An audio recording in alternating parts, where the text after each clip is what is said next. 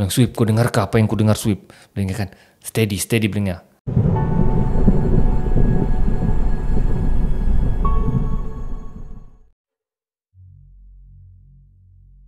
Guys, kisah seterusnya dikongsikan oleh saudara Suip. Dia dapat maklumat daripada rakannya si Ajis, bagi tahu ada satu tempat di Melaka. Dia cakap tempat tu katanya keras, dan si Ajis memberi peluang kepada si Suip untuk sama-sama masuk ke alam mistik. Dia kata, kau teringin ke Suip? Kita masuk ke satu alam, alam yang orang yang tidak mau masuk, tapi kita akan masuk. Jadi si Suip ni pun yang terasa ingin mau tahu macam mana alam berkenaan. Jadi si Suip mengiyakanlah. Dia cakap, okey Ajis, aku mau. Jadi apa syaratnya? Bilang si Ajis, boleh, tapi ada beberapa syarat yang perlu kau patuhi untuk menguatkan kau punya kekuatan zahir dan batin. Apa tu? Bilang si Suip. Dia kata, satu, kau kena rajin berzikir, ya, setiap subuh berzikir, kena rajin sembahyang sunat dan solat 5 waktu jangan tinggal. Dia cakap. Dan selepas subuh, kau kena kira macam duduk bersendirian dan sambil berzikir. Jadi itu sajalah syaratnya. Perlu kuat zahir dan batin, dan sentiasa jogging pagi supaya stamina kuat. Jadi si Suip ni semangat. Dia cakap, ini kalilah Belinga, aku ingin explore sendiri macam mana ya suasana alam gaib ini. Jadi selepas sebulan si Suip sudah bersedia dari segi zahir dan batin. Dia pun menghubungi si Ajis. Jis, macam mana Jis? Sudah buka ke? Kita boleh sudah kunjung ke tempat tu? Dia cakap. Si Ajis cakap, kebetulan. Dia cakap, minggu ni tempat tersebut boleh dikunjungi. Dia cakap kan, aku sudah jumpa penjaga tempat tu, ya. Jadi mereka pun pergilah ke kawasan, kalau tidak silap di kawasan air keruh Melaka, ya. Di sampai tempat tu, si Ajis bawa, sini kau jangan takut benda ni, kita sama-sama, dia cakap, ya, tempuh tempat ni. Jadi akhirnya mereka bertemu satu orang lelaki tua, lebih kurang 60 tahun, dengan pakaiannya yang buruk. Dia cakap, kamu sudah bersedia untuk masuk ke alam gaib ni? Bersedia pakcik. Suip dengan si Ajis sudah bersedia. Dia cakap, tapi kamu perlu bayar pengerasnya dahulu. Wah, ada pengeras. Dia cakap kan, apa pengerasnya tu pakcik? Tak kisahlah Belinga. Jadi si Suip ni betul-betul semangat. Dia cakap kan, dia cakap, tidak perlu susah-susah Belinga kan. Kamu bayar saja seorang RM20, dia cakap. RM20. Jadi diorang pun bayar sajalah RM20. Mungkin mau beli beras kuning ke apa kan, korang tak tahulah. Jadi diorang bayar dengan pakcik tu. So pakcik tu pun bawa lah mereka ke tempat tersebut. Baru saja masuk, guys, terus mereka disambut dengan satu nilaian suara perempuan yang sangat menyeramkan. Terus yang saya Allahu Akbar, dia cakap kan, yang Suip, kau dengar ke apa yang kau dengar Suip? Belinga kan, steady Belinga.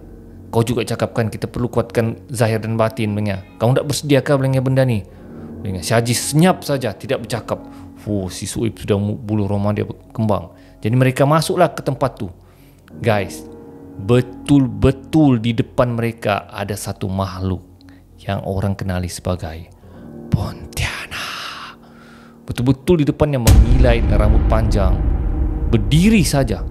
Mereka tidak berani buat apa-apa. Si Ajis ni yang dikatakan tadi kuat, berani, sudah terus lari meninggalkan si Suip. Si Suip ni yang Belinga, terpaksalah dia yang tempuh benda ni, ya. Tidak lama kemudian, makin lama makin banyak makhluk-makhluk lain keluar. Pocong, ada makhluk seperti beruang, macam Bigfoot warna hitam. Si Suip ni pertama dia kuat, dia lalu saja kawasan tu dengan perasaan yang berani. Tapi lama-lama akhirnya dia tewas juga. Terpaksa dia lari dan benda tu mengejar si Suip, ya. Dan si Suip cuba cari pintu keluar dan akhirnya Di pintu keluar tu ada satu macam restoran. Dia tengok ada si Ajis di situ duduk tengah menghirup sup. Jis, Suip sini kau. Wah, dia dengar. Keluar juga aku akhirnya dengar. Duduk lu kita restoran ni. Suip ni dengan penuh ketakutan dia cakapkan, "Hei, kenapa kau lari?" Dengar. Wih, gila dengar, seram dengar. Aku ni temberang. Sebelum ni bukan main kau suruh kuat zahir dan batin. Ini kau baru masuk sudah lari lintang pukang dengar. Ini restoran restoran betul kan ni dia cakapkan, bukan restoran bunian kah? Dengar. Ini restoran betul lah dengar. Kau duduk dulu, kita makan sup dulu. Kemudian si Suip cuba toleh. Dia nampak satu pintu gerbang besar dan pintu tu tertulis Rumah Hantu Expo Melaka.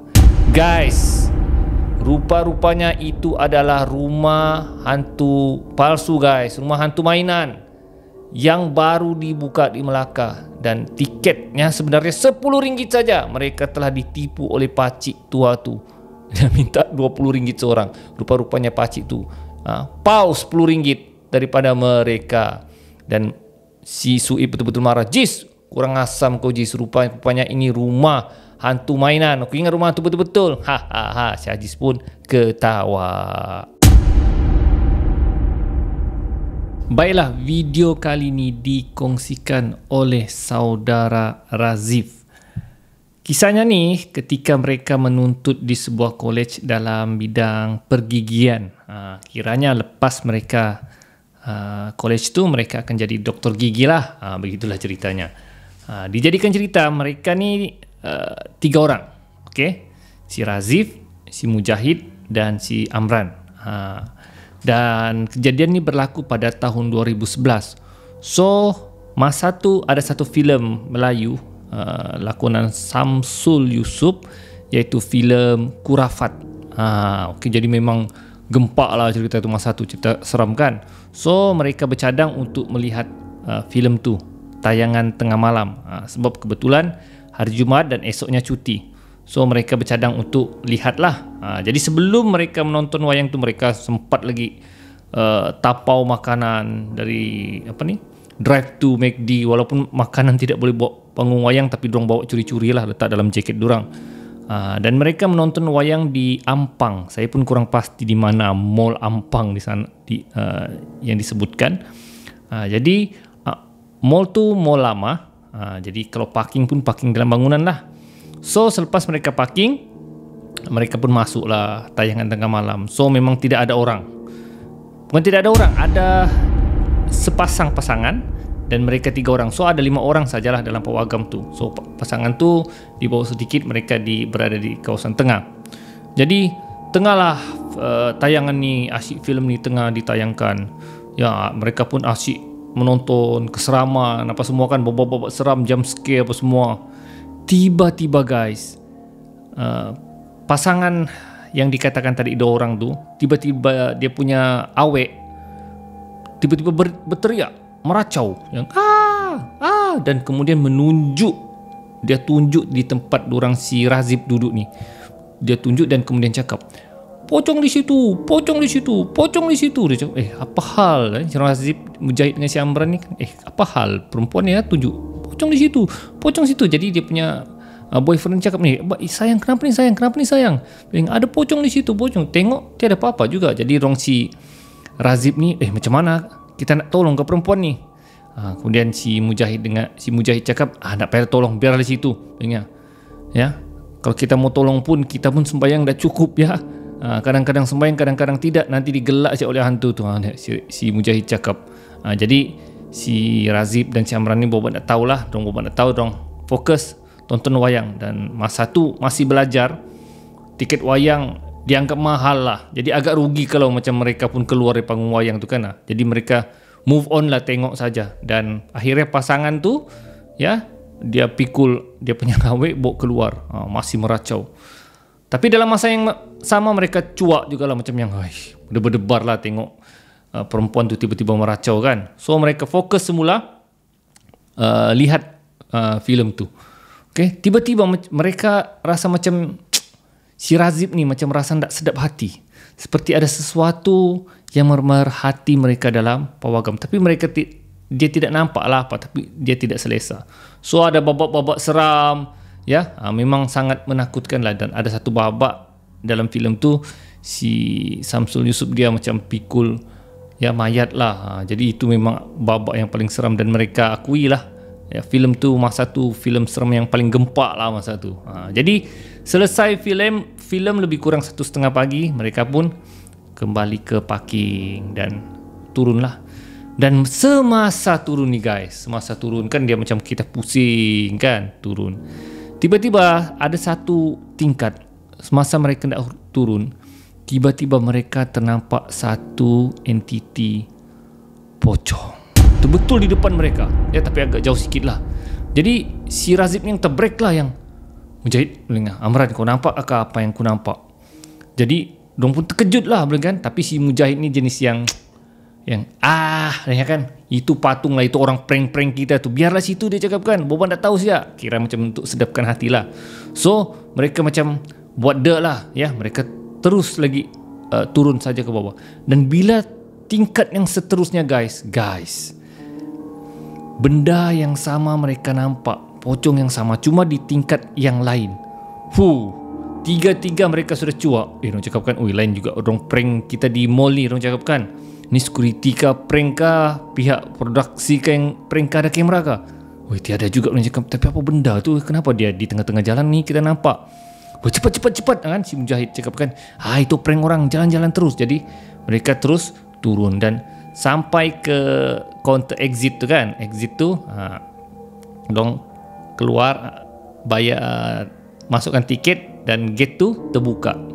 Dan bila gate tu terbuka, mereka, si Amran yang ternampak di belakang, entiti pocong tu tengah melompat menuju ke kereta mereka. Lepas tu dia cakap, Razib, tengok di belakang kereta. Dan bila mereka tengok, betul guys, ya, entiti pocong tu tengah melompat, mengejar, menuju ke kereta mereka. Cepat jalan. Si Razib pun dah kelang kabut ya, menggetar terus jalan dan meninggalkan pocong tersebut di mall. Jadi mereka heran, si Mujahid cakap, yang kita nampak tadi itu betul ke tu prank ke tu apa ya? Boban tak tahu sialah, jangan aku sebut dengan aku ni meremang sudah ni, perutku kecut sudah, dia cakap kan, bulu roma meremang sudah ni. Kita anggap sialah itu prank. Si Amran cakap lah. Jadi mereka sampailah di rumah sewa mereka. Mereka tinggal di flat lah ya, flat macam apartmen gitulah. So tiga-tiga mereka senyap masuk dalam lift ya, tidak berbunyi, senyap saja. Tak ada pun yang sebut cerita yang pasal mereka nampak pocong di mall tu, sebab mereka cuak sudah. So sampailah mereka di tingkat rumah sewa mereka. Mereka pun keluar dari lift menuju ke rumah mereka. Dan ketika mereka hendak buka pintu bilik sewa mereka, rumah sewa mereka, tiba-tiba di hujung koridor apartmen durang tu, sekali lagi mereka nampak pocong tu. Dan si Amran yang menegur lagi, Zip, Mujahid, kau tengok di hujung koridor tu. Astaghfirullahalazim, lu cakap kan, tak kan prank sampai mengejar ke apartmen kita ni. Dongnya Zip, cepat buka pagar Zip. Dan pocong tu melompat menuju ke tempat mereka. Kelang kabut, cepat buka. Buka terus, dorang masuk kelang kabut, kunci pintu, lari terus ke bilik. Dan mereka tiga satu katil guys, tidur berselimut ketakutan. Astagfirullahaladzim, kau bacalah doa apa-apa, bacalah 3 kul. Tapi dong baca doa sudah tidak betul. Dan guys, pintu mereka seperti diketok menggunakan kepala macam tok. Satu malam mereka tidak dapat tidur sebab ketakutan. Sampailah ke subuh, bunyi ketukan tok di pintu mereka tu ya. Dan diceritakan keesokan paginya ketiga-tiga mereka ni demam guys. Dan mereka jumpa cari ustaz untuk berubat. Dan ustaz tu cakap mereka katakan mereka mungkin terkena ya badi mayat, tapi tidak tahulah badi mayat dari mana, sedangkan mereka ni hanya fakulti gigi. Jadi selepas mereka berubat, barulah mereka tidak sudah nampak dan kehidupan mereka lebih tenang guys.